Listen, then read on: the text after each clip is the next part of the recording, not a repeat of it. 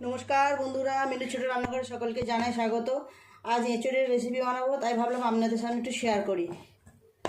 এনে এঁচড়টা আমি আগেই কেটে সিদ্ধ করে নিয়েছি।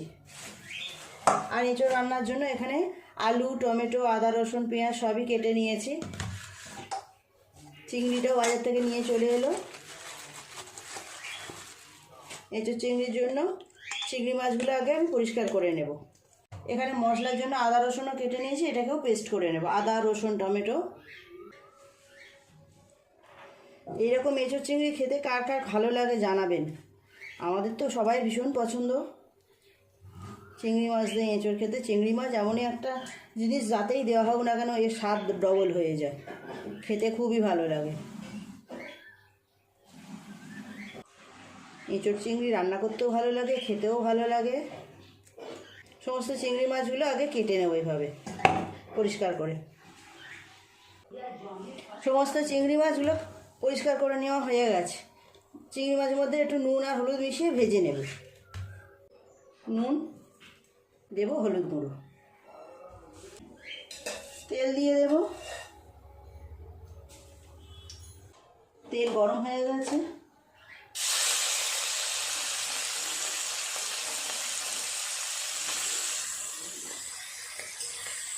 হালকা করে একটু নেড়ে চেড়ে ভেজে নেব। চিংড়িগুলো হালকা করে ভেজে নিয়েছি, তুলে নেব। চিংড়ি খুব বেশিক্ষণ ভাজার দরকার হয় না, বেশি ভাজলে আরও শক্ত হয়ে যাবে।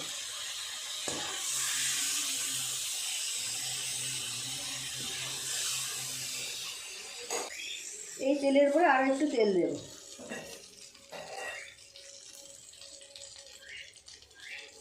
আলুগুলো একটু ভালো করে ভেজে নেব। কেটে রাখা আলুগুলো আমি সিদ্ধ করে নিই আগে।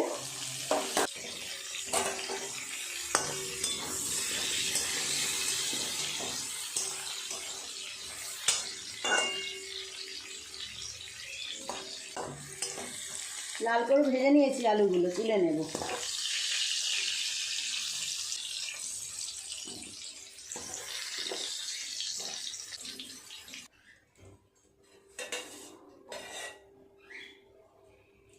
এঁচড় চিংড়িটা এবার রান্না করে নেব। ফোড়নে দেবো একটা শুকনো লঙ্কা, তেজপাতা, অল্প একটু গোটা জিরে।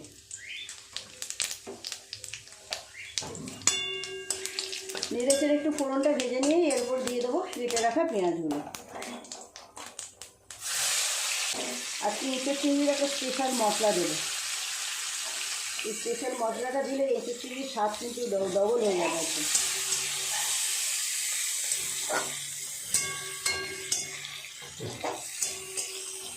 পেঁয়াজটা খুব ভালো করে ভেজে নিয়েছি লাল করে। দিয়ে দেবো আদা, রসুন আর টমেটো একসাথে বেটে রেখেছি সেটা।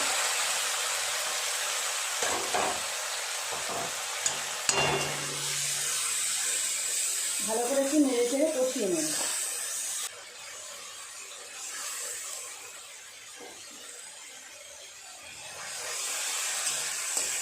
খুব ভালো করে আদা, রসুন, টমেটো দেওয়ার পর নেড়ে চেড়ে নিয়েছি।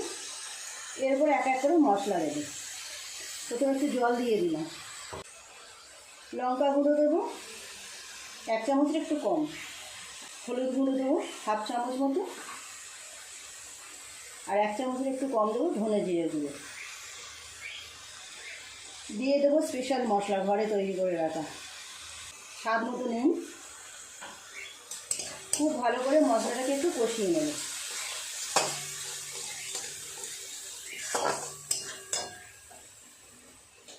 আর একটু টমেটো দিয়ে দেবো। দিয়ে দেবো অল্প একটু চিনি, 1 চামচ পরিমাণ। খুব ভালো করে সমস্ত মশলা কষিয়ে নিয়েছি। এর ওপর থেকে দিয়ে দেবো সিদ্ধ করে রাখা এঁচড়।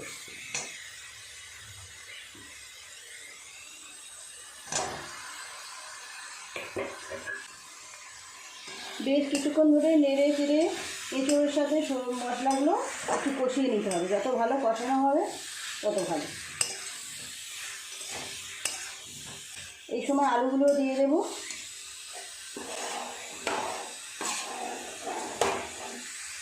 ভেজে রাখা আলু।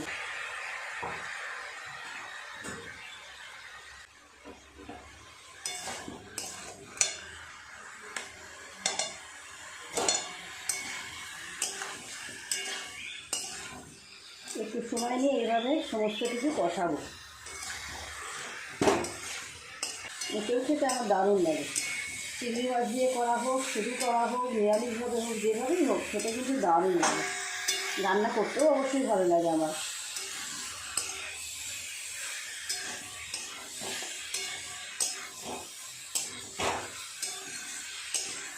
বেশ কিছুটা সময় নিয়ে সমস্ত কিছু সুন্দর করে কষিয়ে নিয়েছি। এবার জল দিয়ে দেবো পরিমাণ মতো। মশলার জার ধোয়া জলটা দেবো আর অল্প একটু জল দেবো।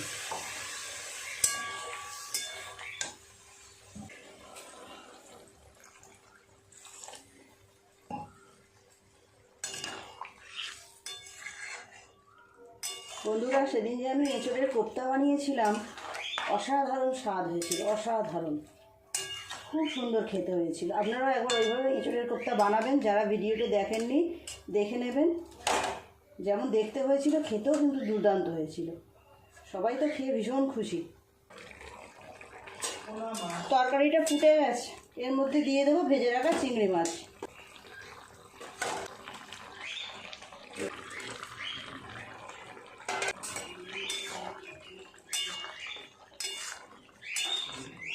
একটু চাপা দিয়ে দেবো।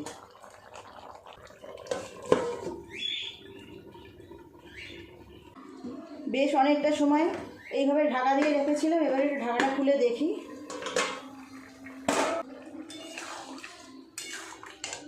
গ্রেভিটা অনেকটাই কমে গেছে।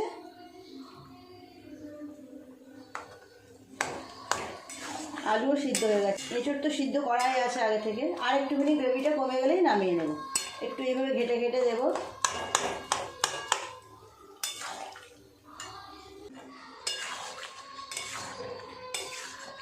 সাইড থেকে অন্য আওয়াজ হয়তো একটু আসছে, বন্ধুরা কিছু মনে করবেন না। পাশের মাঠে খেলা হচ্ছে তো, মাইক চলছে।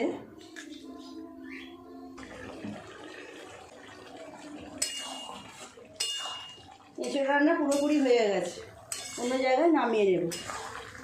আজ আর আমি এই রান্নার মধ্যে গরম মশলা বাটা দেবো না। যে স্পেশাল মশলাটা বানিয়েছিলাম তার মধ্যেই সব কিছু ছিল। দারচিনি, লবঙ্গ, এলাচ, গোলমরিচ, গোটা জিরে, গোটা ধনে, শুকনো লঙ্কা সব কিছু দিয়ে সুন্দর করে ভেজে গুঁড়ো করে নিয়েছিলাম মশলাটা। তো সেই জন্য আমি আর আলাদা করে গরম মশলা দেবো না, নামিয়ে নেব।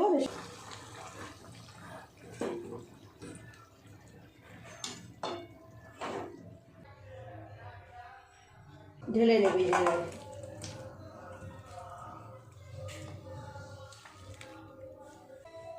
তৈরি হয়ে গেল এঁচোড় চিংড়ি। কেমন লাগছে বন্ধুরা দেখুন।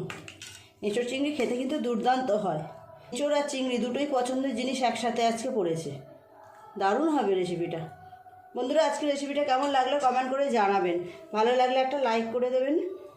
চ্যানেলটি এখনও পর্যন্ত যারা সাবস্ক্রাইব করেনি, প্লিজ আমার চ্যানেলটি সাবস্ক্রাইব করে পাশে যে বেল ঘন্টিটা আছে সেটা অবশ্যই ক্লিক করে দেবেন। তাহলে যখনই আমি এরকম নতুন নতুন রেসিপি আপলোড করবো সবার আগে তা আপনার নোটিফিকেশানে পৌঁছে যাবে। সবাই খুব ভালো থাকবেন। দেখা হচ্ছে পরের দিন নতুন কোনো রেসিপির সাথে।